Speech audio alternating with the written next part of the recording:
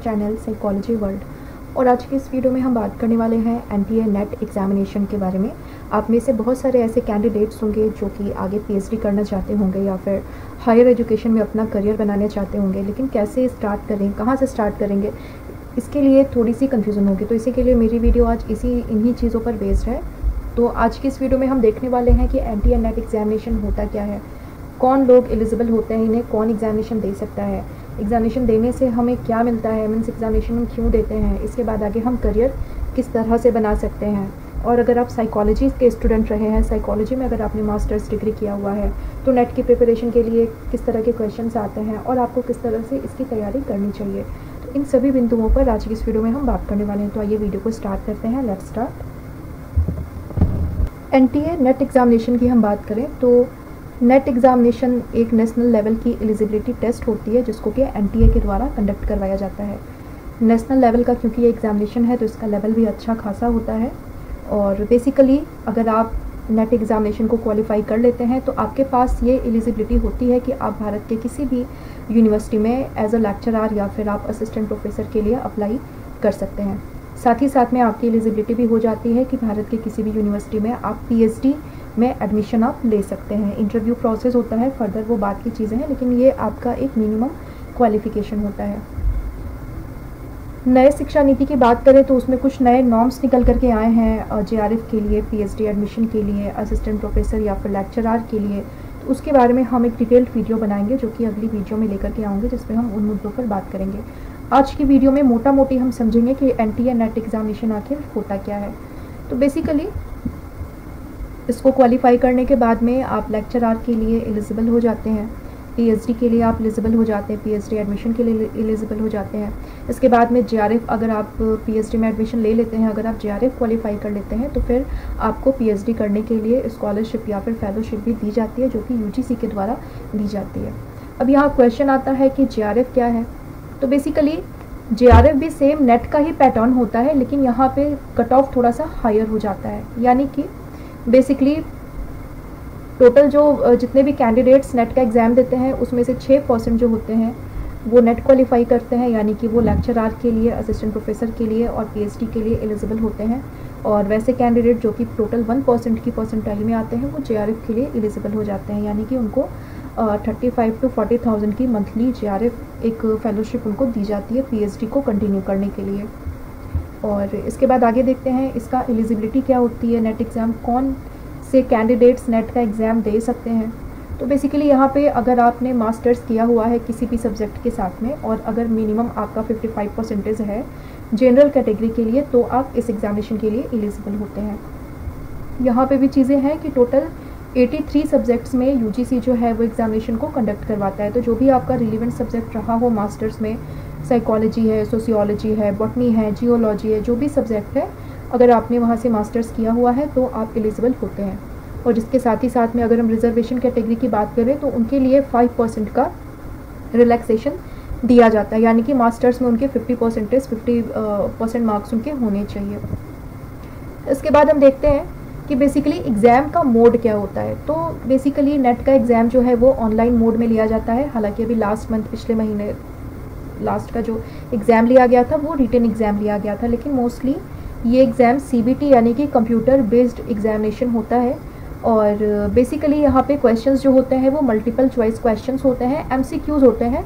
और total question जो होते हैं वो आपके 150 क्वेश्चंस होते हैं और टोटल आपके 300 मार्क्स का यहाँ पे एग्जामिनेशन लिया जाता है। अब अगर हम पेपर की बात करें तो ये जो पेपर होता है इसका नेट का जो पेपर होता है वो आपका 2 सेक्शंस में डिवाइडेड होता है, पेपर 1 और पेपर 2। अगर टाइम ड्यूरेशन की हम बात करें तो एग्जामिनेशन के लिए आपको पूरे 3 घंटे का समय दिया जाता है। 3 घंटे में आपको 150 क्वेश्चंस को सॉल्व करना होता है।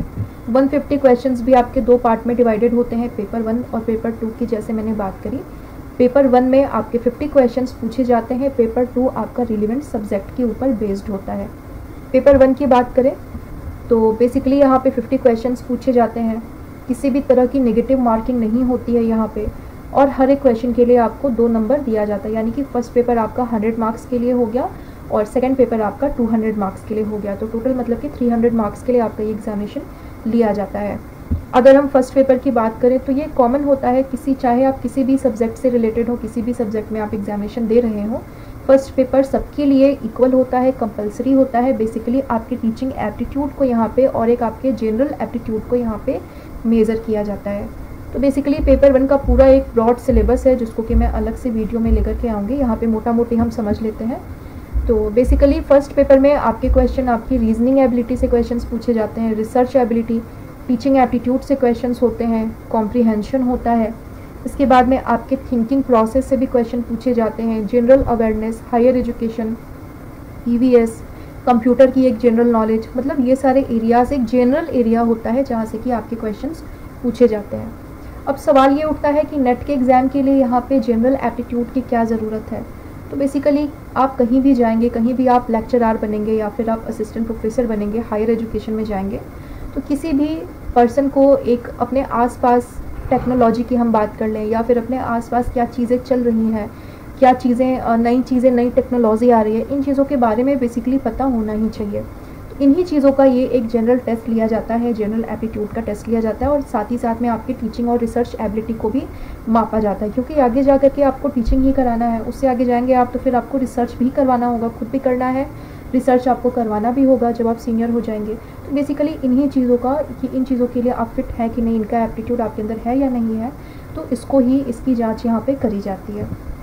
अब हम यहाँ पे पेपर 2 की बात करें तो बेसिकली पेपर 2 आपका स्पेसिफिक सब्जेक्ट होता है, जिस भी सब्जेक्ट में आपने मास्टर्स किया हुआ है।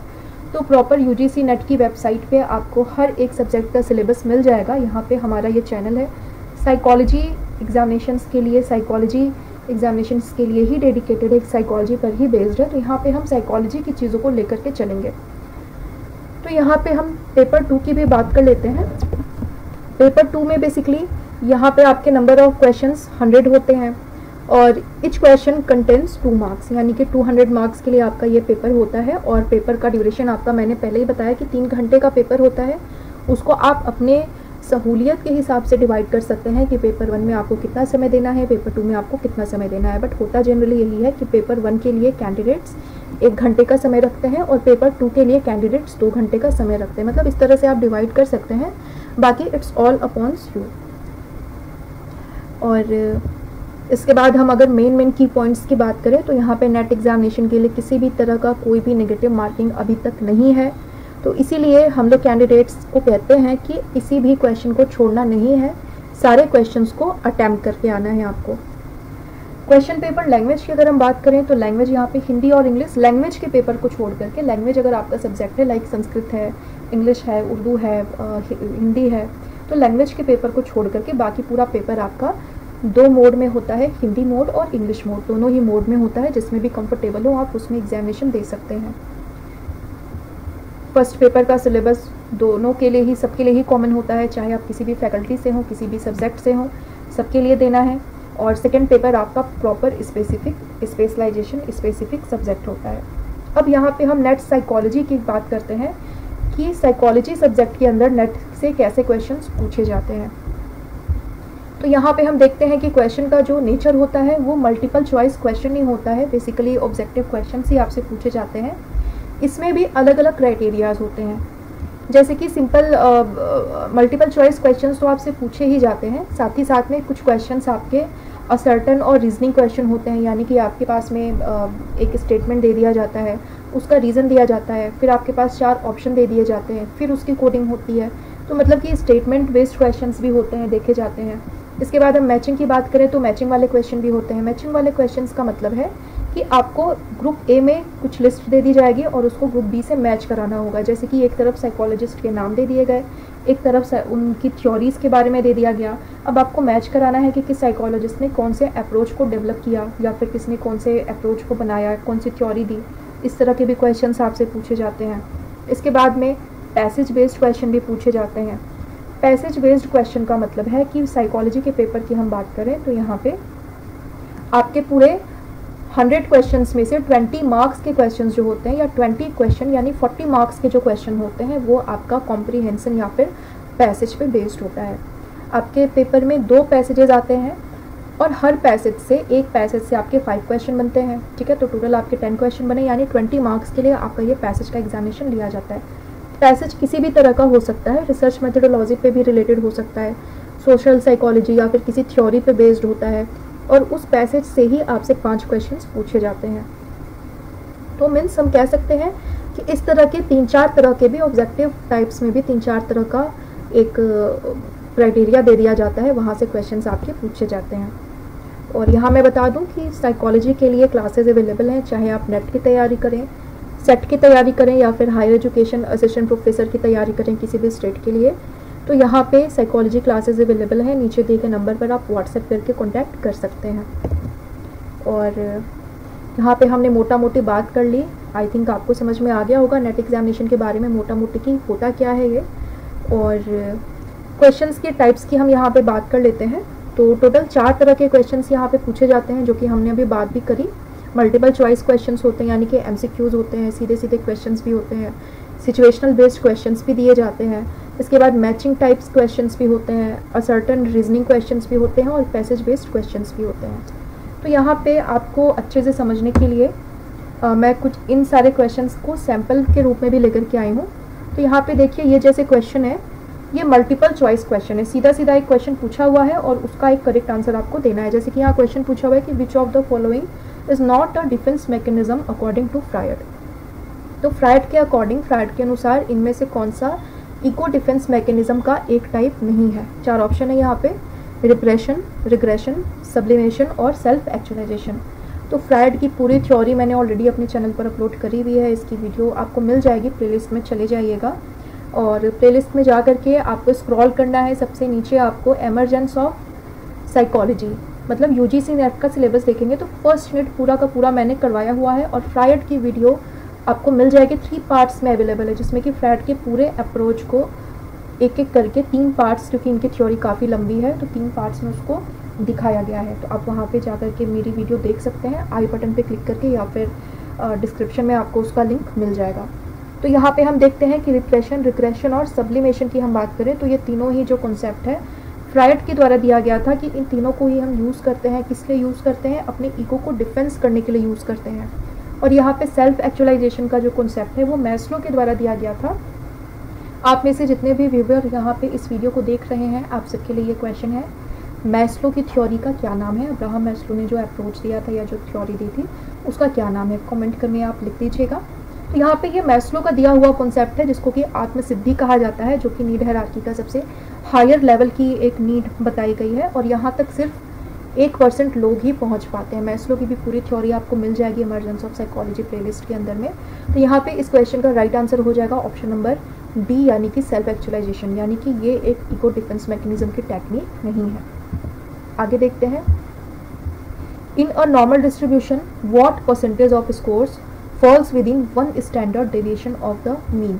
तो यहाँ पे नॉर्मल डिस्ट्रीब्यूशन की भी मेरी वीडियो आपको मिल जाएगी। नॉर्मल डिस्ट्रीब्यूशन के बारे में भी मैंने प्रॉपर आपको इसकी भी क्लासेस हैं, तो वहाँ से देखने पे आपको पता चलेगा कि यहाँ पे टोटल क्या होता है कि मीन मिड पॉइंट यानी कि सेंट्रल टेंडेंसी यहाँ पे नॉर्मल डिस्ट्रीब्यूशन में बिल्कुल इक्वल होती है, और ये एक बैलेंस्ड होता है। और इसके बाद जैसे जैसे हम आगे जाते हैं, नॉर्मल प्रोबेबिलिटी कर्व को जब हम देखते हैं, जैसे जैसे आगे जाते हैं तो वैसे वैसे डेविएशन बढ़ता जाता है, जैसे जैसे पीछे जाते हैं डेविएशन बढ़ता चला जाता है। और मिड पॉइंट पे क्या होता है कि मीन, मीडियन और मोड तीनों ही इक्वल होता है। तो इस तरह के भी क्वेश्चंस आपसे पूछे जाते हैं एग्जामिनेशन में, तो इसकी भी पूरी वीडियो अवेलेबल है। आप सेकंड प्लेलिस्ट में चले जाइएगा। और नेट का जो सेकंड यूनिट है, यानी कि रिसर्च मेथोडोलॉजी एंड स्टैट्स, यहाँ पे पूरी एक एक वीडियो मैंने करवाई हुई है, एक एक टॉपिक की वीडियो अवेलेबल है। आप जाकर के प्लेलिस्ट में जाकर के देख लीजिएगा, एंड वहाँ से आपको पता चल जाएगा। मीन्स कहने का मतलब है कि इस तरह के भी क्वेश्चंस, छोटे छोटे इक्वेशन वाले क्वेश्चंस आपसे पूछ लिए जाते हैं। कई बार मीन निकालने को पूछ लिया जाता है, एसडी पूछ लिया जाता है, कई बार IQ निकालने को भी पूछ लिया जाता है। मतलब ज़्यादा बड़े बड़े कैलकुलेशंस नहीं पूछे जाते हैं, ये सिंपल सिंपल कैलकुलेटिव क्वेश्चंस भी पूछ लिए जाते हैं। इसके बाद अगला क्वेश्चन देखते हैं। तो ये देखिए, ये स्टेटमेंट पे बेस्ड है। यहाँ पे स्टेटमेंट दे रखा हुआ है कि ऑल बिहेवियर्स आर लर्न, और यहाँ इसका रीज़न दिया हुआ है कि behaviourism is a theory that focuses on observable behaviours. तो यहाँ पे क्या है, दोनों ही बातें कही जा रही हैं कि हमारा जो बिहेवियर होता है वो सीखा गया बिहेवियर होता है। तो कहीं ना कहीं ये बात सच भी है। और यहाँ पे बिहेवियरिज्म, इसका रीज़न दिया हुआ है कि बिहेवियरिज्म की थ्योरी है, और उन्होंने बताया था कि जो बिहेवियरिज्म थ्योरी है वो ऑब्जर्वेबल बिहेवियर्स पर फोकस्ड होता है। तो बेसिकली यहाँ पे ये दोनों ही बातें सही है, लेकिन जो रीज़न है वो स्टेटमेंट को सही तरीके से फॉलो नहीं कर रहा है। तो यहाँ पे देखिए इस तरह के ऑप्शंस भी आपको दिए जाते हैं और आपको एक करेक्ट आंसर को बताना होता है। इसके बाद हम देखते हैं, ये देखिए मैचिंग वाले क्वेश्चंस इस तरीके से आते हैं। मीन्स लिस्ट ए दे दी गई है और यहाँ पे 4 ऑप्शन आपको दे दिया गया है। यहाँ पे 4 साइकोलॉजिस्ट का नाम है और ग्रुप बी में क्या है कि चारों की थ्योरीज दी हुई हैं अलग अलग रैंडम तरीके से, और आपने क्या करना है उसको मैच कराना है कि जीन पियाजे की थ्योरी कौन सी है, स्किनर की थ्योरी कौन सी है। तो इस तरह के भी क्वेश्चंस देखे जाते हैं साइकोलॉजी के अंदर में। तो यहाँ पे देखिए पियाजे ने कौन सी थ्योरी दी थी, कॉग्निटिव डेवलपमेंटल थ्योरी दी थी। स्किनर की थ्योरी हम देखते हैं ऑपरेंट कंडीशनिंग थ्योरी है। बेंडूरा ने सोशल लर्निंग थ्योरी दी थी और मैस्लो ने हायरार्की ऑफ नीड्स थ्योरी दी थी। तो ये क्वेश्चन अभी मैंने आपसे थोड़ी देर पहले पूछा भी है। और आगे देखते हैं, ये देखिए पैसेज वाले क्वेश्चन यहाँ पे हैं। आपके सामने क्या है कि एक पैसेज दिया जाएगा और उससे रिलेटेड 5 क्वेश्चंस आपसे पूछे जाएंगे। तो इतना भी ज़्यादा डिफिकल्ट नहीं है एग्जाम को क्वालिफाई करना। आपको क्या पता होना चाहिए, क्वेश्चन का नेचर पता होना चाहिए, कहाँ से क्वेश्चन पूछा जा रहा है, किस तरह से पढ़ना है, कितना डीपली आपको स्टडी करनी है। तो थोड़ा सा यहाँ पे आपको ध्यान देना पड़ेगा, क्योंकि इसके लिए कोई शॉर्टकट नहीं है। आपको अच्छे से एक एक चीज़ें कंप्लीट करके चलनी पड़ेंगी, तो आप इजीली नेट एग्ज़ाम को क्वालिफाई कर लेंगे। इतना भी बहुत बड़ा तो नहीं है। यहाँ पे देखिए जैसे कि एक ब्रीफ पैसेज दिया हुआ है, किस चीज़ के ऊपर, कॉग्निटिव डिसोनेंस थ्योरी के ऊपर में। अब आप में से जितने भी कैंडिडेट्स इस वीडियो को देख रहे हैं, आपको कमेंट करके बताना है कि कॉग्निटिव डिसोनेंस थ्योरी किसके द्वारा दी गई थी। अब यहाँ पे देखिए इसके 4 ऑप्शन दे दिए हुए हैं कि according to this passage which of the following best describes cognitive dissonance. तो मतलब कि यहाँ पे कहने का क्या मतलब है कि कॉग्निटिव डिसोनेंस यानी कि संज्ञानात्मक असंवादिता के ऊपर में एक पैसेज दे दिया गया और उससे रिलेटेड आपसे 5 क्वेश्चंस पूछ लिए गए। जैसे ये चीज़ किसने दिया, या फिर सिचुएशनल बेस्ड क्वेश्चन पूछ लिया, या फिर इस वर्ड को प्रोबेबली कौन सा स्टेटमेंट जो है वो अच्छे से डिफाइन कर रहा है। तो इस तरह के भी क्वेश्चंस पूछे जाते हैं। या फिर रिसर्च मेथोडोलॉजी से क्वेश्चन कोई दे दिया जाता है, या फिर स्किल डेवलपमेंट से रिलेटेड कोई क्वेश्चन दे दिया जाता है और उससे रिलेटेड आपके 5 क्वेश्चन दे दिए जाते हैं। तो अगर थोड़ा सा ध्यान देंगे तो पैसेज वाले क्वेश्चन को ईजिली यानी कि 20 मार्क्स तो आप ईजिली बना सकते हैं। तो यहाँ पे देखिए जैसे कि 4 ऑप्शन है, तो हम देखते हैं कि कॉग्निटिव डिसोनेंस को यहाँ इनमें से कौन सा स्टेटमेंट अच्छे से प्रॉपर डिफाइन कर रहा है। और state of harmony between thought and actions, a feeling of discomfort when holding conflicting cognitions, the process of learning, 2 observation, और लास्ट है the hierarchy of the human needs. तो यहाँ पे ऑप्शन नंबर बी जो है ये कुछ करेक्टली डिफाइन कर पा रहा है कॉग्निटिव डिसोनेंस को, यानी कि फीलिंग ऑफ डिस्कम्फर्ट, यानी कि जब कॉन्फ्लिक्ट आता है व्यक्ति के सामने तो अलग अलग कॉग्निशंस उसके दिमाग में आती हैं, तो वहाँ पे संज्ञानात्मक असंवादिता जो है वो उत्पन्न हो जाता है। तो इस तरह के क्वेश्चंस आपसे पूछे जाते हैं साइकोलॉजी के अंदर। और यहाँ पे हम बात करें कि इस एग्ज़ाम की तैयारी आप कैसे कर सकते हैं, तो बेसिकली सबसे पहले तो चाहे हम नेट की बात करें या फिर हम किसी भी एग्जामिनेशन की बात करें, सिलेबस जानना आपके लिए काफ़ी इंपॉर्टेंट हो जाता है कि सिलेबस को आप देखिए, समझिए, उसको प्रॉपर आप जानिए, अपने खुद के नोट्स बनाइए। इसके बाद में प्रैक्टिस ऑफ टाइम मैनेजमेंट, यानी कि आपके पास में टाइम मैनेजमेंट की भी एबिलिटी होनी चाहिए। यानी कि एग्ज़ाम में आपके पास 3 घंटे का समय होता है, लेकिन क्वेश्चन क्वालिफाई करते करते कई बार ऐसा होता है कि कुछ 10-12 क्वेश्चन कैंडिडेट से छूट जाते हैं। क्यों? क्योंकि उनका टाइम जो है वो ख़त्म हो गया। तो क्योंकि यहाँ पे नेगेटिव मार्किंग की कोई समस्या नहीं है, इसलिए हम अपने सारे ही कैंडिडेट्स को कहते हैं कि कम से कम सभी क्वेश्चन को आपको अटैम्प्ट करके आना चाहिए। तो टाइम मैनेजमेंट किसी भी कॉम्पिटिटिव एग्जाम के लिए काफ़ी ज़्यादा इंपॉर्टेंट हो जाता है। इसके बाद आपको अपने वीक एरियाज़ को कवर करना है। सबसे पहले तो आपको पता होना चाहिए कि आपका वीक एरिया क्या है। इसके बाद में उस पर आपको काम करना है, रिवीजन करना है, क्योंकि कई बार ऐसा होता है कि आगे की चीज़ें पढ़ते पढ़ते पिछली चीज़ें हमारी भूल जाती हैं। कई बार मैंने इस चीज़ को अपनी कई वीडियोस में बताया हुआ है कि आपको रेगुलरली रिवीजन करना है, कैसे करना है उस पर भी आपको ध्यान देना है, ताकि पिछली चीज़ें आप लेके चलें और नई चीज़ों को सीखते चले जाएं। इसके बाद में रिव्यू की थ्योरीज़ एंड कॉन्सेप्ट्स, जितनी भी थ्योरीज़ दे रखी हुई हैं आपको थ्योरीज़ का कॉन्सेप्ट अच्छे से क्लियर होना चाहिए, क्योंकि कई बार ऐसा होता है कि सबसे ज़्यादा कन्फ्यूज़न बच्चों को थ्योरीज़ के अंदर ही आती है कि जो थ्योरी है, 2 थ्योरी आपस में काफ़ी ज़्यादा सिमिलर है, और ऐसा है भी, लेकिन फिर भी 2 थ्योरी है, सिमिलर है बिल्कुल, लेकिन उनमें डिफरेंस है, तभी वो 2 अलग अलग थ्योरीज़ हैं। तो क्या डिफरेंस है, तो ये कॉन्सेप्ट आपका बिल्कुल क्लियर होना चाहिए। इसके बाद में आपको प्रैक्टिस भी करनी चाहिए कि किस तरह के क्वेश्चंस आते हैं, ये भी पता होना चाहिए। कई बार बच्चे पढ़ लेते हैं, पूरा सिलेबस कवर कर लेते हैं, लेकिन क्वेश्चंस की प्रैक्टिस नहीं करते। तो वहाँ पे क्या है कि वहाँ पे भी आपको प्रॉब्लम होती है एग्ज़ाम को क्वालिफाई करने के लिए, क्योंकि आपको नेचर ऑफ क्वेश्चन पता होना चाहिए। इसके बाद इसके लिए आप क्या कर सकते हैं, आप मीन्स ग्रुप स्टडीज़ कर सकते हैं, आप सेल्फ स्टडीज़ कर सकते हैं। अगर आपको ऐसा लग रहा है कि आपको एक्स्ट्रा हेल्प की ज़रूरत है, जिसको कि हम लोग वाइगॉट्स्की की थ्योरी में स्कैफोल्डिंग कहते हैं, तो आप ये भी कर सकते हैं, किसी से हेल्प ले सकते हैं, मॉक टेस्ट की प्रैक्टिस कर सकते हैं। मीन्स जितना आप प्रैक्टिस करें, जितना कंटेंट को क्लियर रखेंगे, तो उतना ईजी हो जाता है, उतनी प्रोबेबिलिटी हो जाती है एग्जामिनेशन को क्वालिफाई करने के लिए। तो ये सारे कुछ टिप्स हैं एंड लगभग मोटा मोटी हमने सारी चीज़ों को कवर कर लिया है आज की वीडियो में। बट अगर इसके बाद भी आपके मन में कोई क्वेश्चन होता है नेट एग्जामिनेशन को लेकर के, JRF को लेकर के, तो आप मुझे कमेंट करके बता दीजिएगा। मैं कोशिश करूँगी कि आपकी क्वेरीज़ को मैं सॉल्व कर पाऊँ। सो आज के लिए इतना ही। Thank you so much.